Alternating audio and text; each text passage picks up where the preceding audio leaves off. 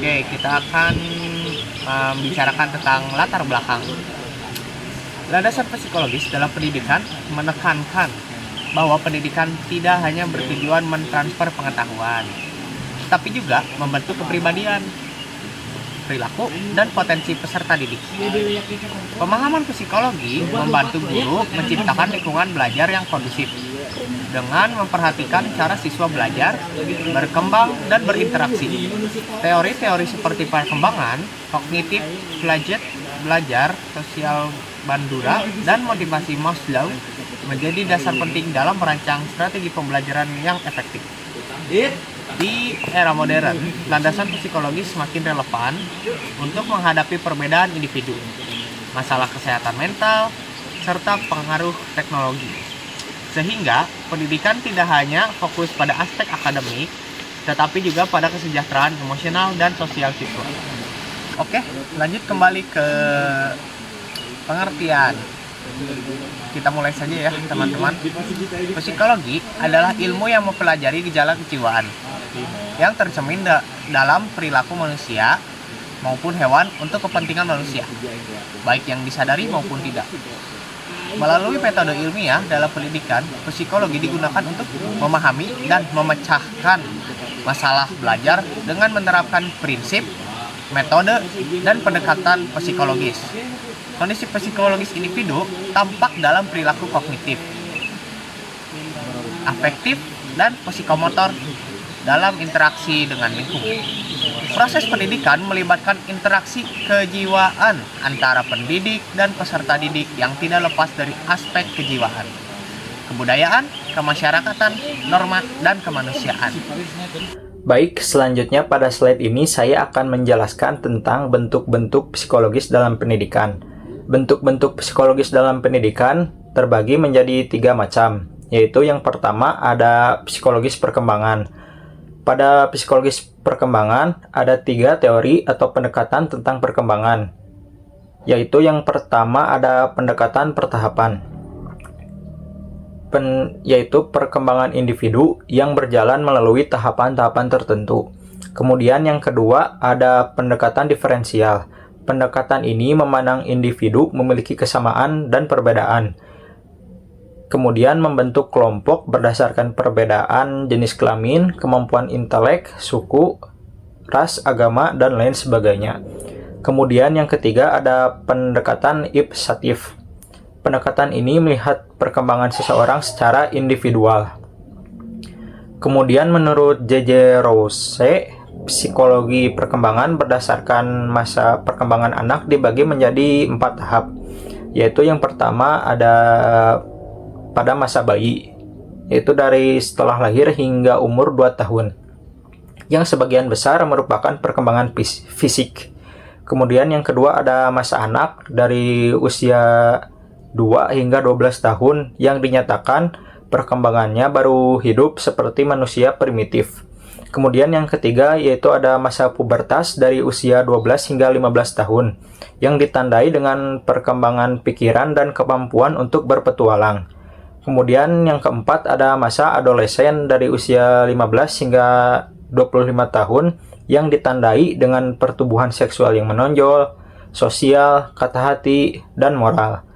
Remaja ini sudah mulai belajar untuk berbudaya.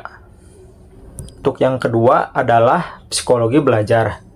Menurut Slameto, secara psikologis belajar dapat didefinisikan sebagai suatu usaha yang dilakukan oleh seseorang untuk memperoleh suatu perubahan tingkah laku secara sadar dari hasil interaksinya dengan lingkungan. Teori belajar juga memiliki 3 jenis. Yang pertama yaitu teori belajar klasik yang masih dapat dimanfaatkan antara lain untuk menghafal perkalian dan melatih soal-soal. Teori naturalis juga bisa dipakai dalam pendidikan di luar sekolah, terutama pendidikan seumur hidup.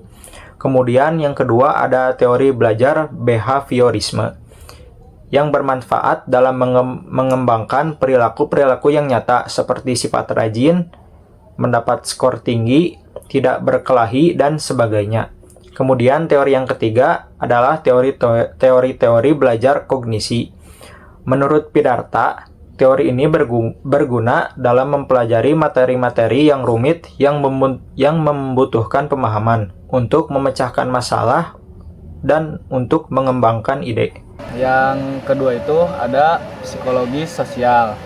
Menurut Hollander, psikologi sosial itu adalah psikologi yang mempelajari psikolog seseorang di masyarakat yang mengombinasikan ciri-ciri psikologis dalam ilmu sosial.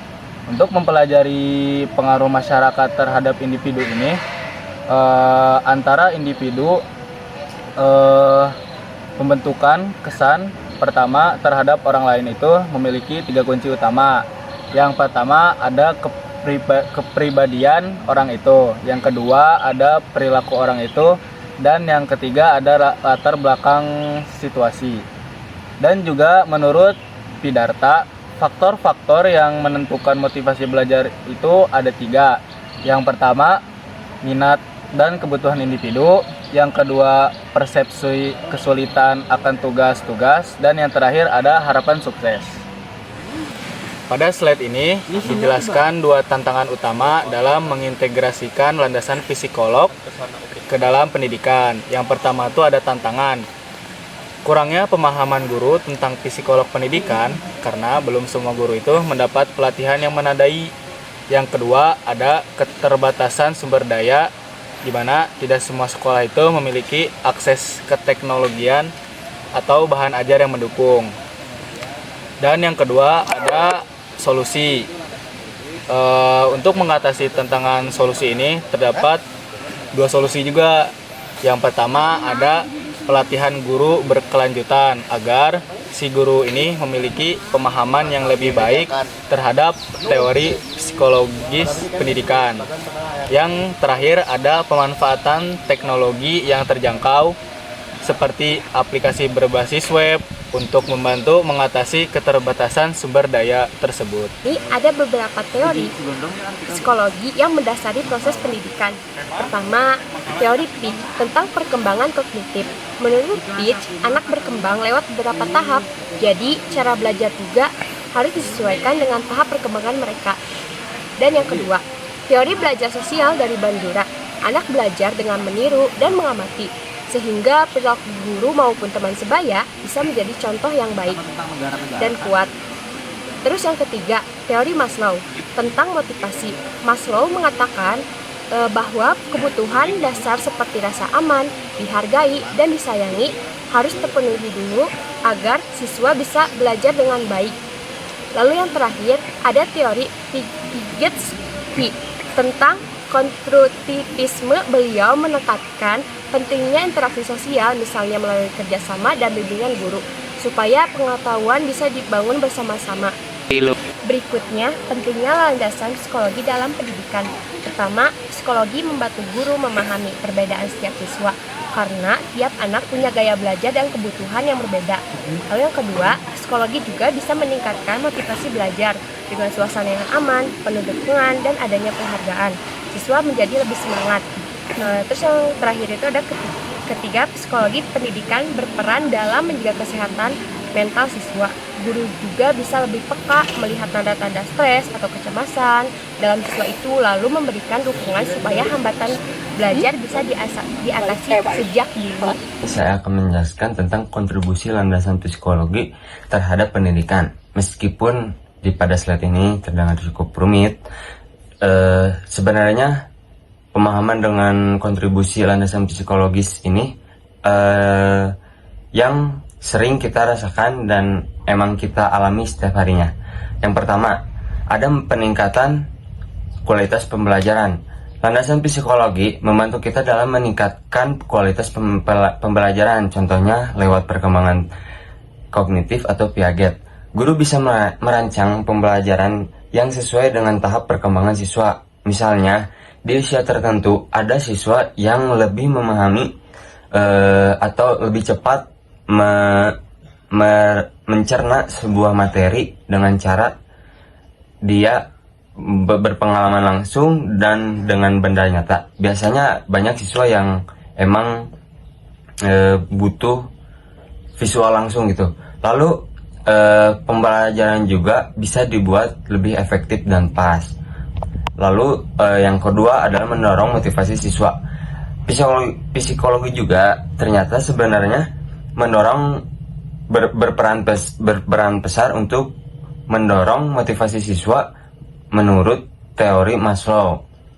Kebutuhan dasar seperti rasa aman dan rasa dihargai harus dipenuhi sebelum seseorang bisa fokus terhadap pembelajaran atau materi tersebut. Penting bagi guru untuk menciptakan suasana yang belajar yang positif dan nyaman dan penuh rasa apresiasi agar siswa lebih semangat dan lebih percaya diri saat pembelajaran.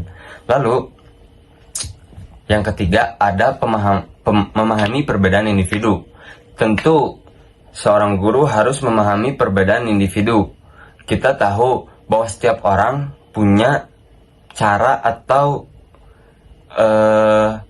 sebuah teknik untuk mereka bisa memahami suatu materi atau suatu pembelajaran yang berbeda-beda setiap individu itu.